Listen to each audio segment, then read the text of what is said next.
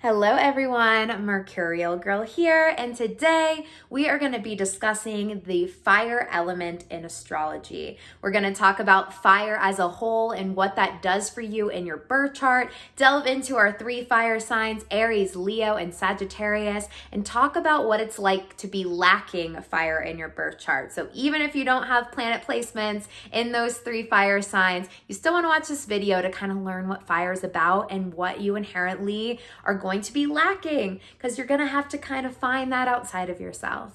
Okay, so fire as a whole is our energy, our drive, passion should be underlined here. Fire sees something and charges at it and brings that fiery and passionate spirit with it as well. Now, if you are lacking fire in your birth chart, it can be really hard to initiate and go after what you want. There also can be a lack of passion inherently. It can be tough to get excited about something and really go after it. I also think fire really helps us with our assertiveness in doing something without thinking or necessarily even having to have a reason to do it, which is a gift when you don't have that, because that can turn on at times you need it the most. So to break down each of the signs, we're going to start with the very first sign of the zodiac, our Aries placements. So Aries is... I'm married to an Aries, rising and moon. So I talk about Aries quite a bit here. Aries is our cardinal fire sign, which means not only is it fire, which already loves to initiate, but it also is charged by the modality that is cardinal that makes you want to charge at something. So Aries placements go. When they have their mind on something, there is literally no stopping them. They don't even have time to think themselves. It is just a go for it, no looking back kind of mentality.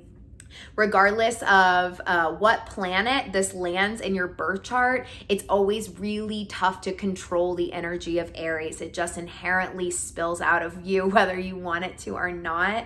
Aries are so passionate, and they're almost passionate. This is actually kind of goes for all fire signs, but there's a cheesiness to the passion here, you know?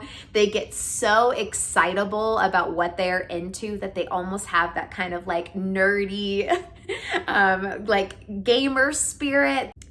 But just because they are passionate about something in the moment, that passion can also fizzle out with Aries very, very quickly. This is the struggle with cardinal signs in general. That initiation energy is there, but actually writing it out can be troublesome.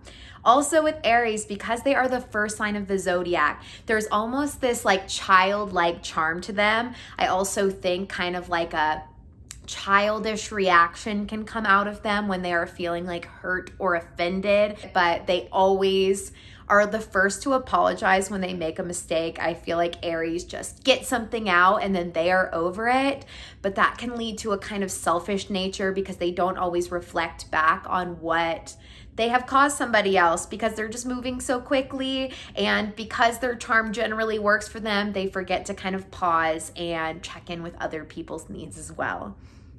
Aries are independent and they don't like being told what to do. So watch it when you're trying to communicate with them, because you can get that fire like thrown back at you rather quick. And then they're just gonna be over it. Just gonna move right on. Aries is ruled by the planet Mars, which gives them that Mars energy backing them up. So drive, passion, even a little bit of a crash and burn, which you'll see Aries just kind of charge at something full speed and then poof. All right, next up, we're going to discuss Leo.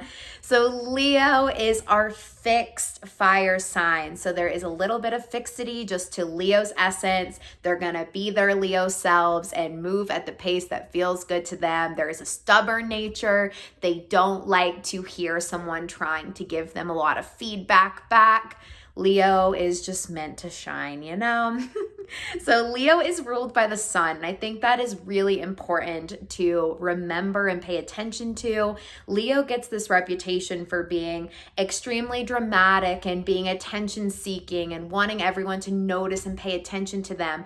That is not the drive of the Leo from the inside. When you are ruled by the sun, it's obviously going to make you glow and radiate an energy that just draws attention to you. There's a magnetic energy there, and there's a warmth that automatically brings people to them. So not only is Leo great at entertaining because they have this like generosity, big, vivacious personality, but they also deeply love and care about the people that are dear to their heart.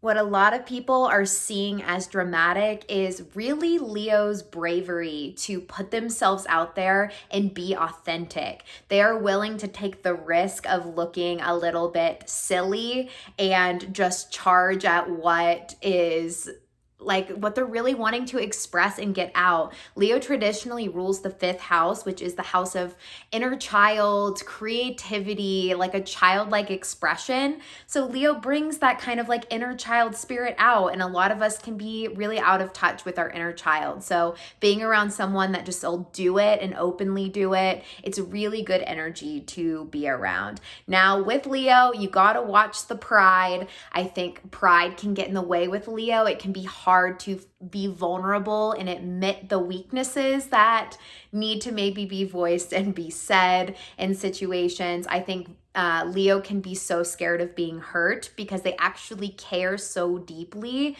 And when a Leo's pride actually does get hurt, a lot of times they just will completely pull themselves deep down into a hole. They really go kind of big or go home and curl up in a blanket and not want to do anything because their pride is super sensitive to them. So let those Leos shine. Our last fire sign we are going to cover is going to be Sagittarius. Sagittarius is the mutable fire sign. So there's a little bit of adaptability and free flow with Sagittarius. They are going to shapeshift and kind of go through a lot in this life. They're not going to have as much of a steady rhythm. Actually, steadiness is far from Sagittarius's nature in general. Sagittarius is ruled by Jupiter. So Jupiter is our planet of luck and abundance. In Sagittarius placements, especially if you have a lot of Sagittarius, you inherently just get so lucky. The universe takes care of you. It's like you have this higher guidance system kind of guiding the way. Sagittariuses radiate this free-spirited energy. They really are hopping from thing to thing, traveling often, moving often, constantly engaged in different settings with different people. And it's really to learn. Sagittarius is motivated by learning the inner workings of the universe. They want to take as much information and really sit with it and learn through experience rather than their polar opposite Gemini who will sit and study stuff just to like suck it in and learn it. Sagittarius is going to learn by doing. They're going to go out and figure things out on their own. That's the fire charged energy there too, of just going after what they feel passionate about and then figuring it out as they do it. I think with all fire signs, they inherently are not scared to fail. Like they will just do something, and if they fail, they don't really care if they look silly. It's a beautiful, motivating thing to people that I think lack fire. It can throw people off, but we need people that are not always so scared to actually charge at something. And Sagittariuses most end up having this really beautiful complex life because they're so willing to leave their comfort zone. Now with that, because they have that free-spirited independence, don't want to be bogged or tied down by anything, they also can struggle with actually making things fully happen. They can get things started and going, but they also can sometimes lack follow through because why not just hop to the next thing? It seems exciting and shiny and your fire can just kind of charge at it, and that always feels fun and new and good. Sagittarius traditionally rules the 9th house, and the 9th house is the house of higher learning. It's also a very spiritual house and learning what you think about the world, what your spiritual beliefs are. And so Sagittarius is on this beautiful life quest to understand the inner workings of the universe.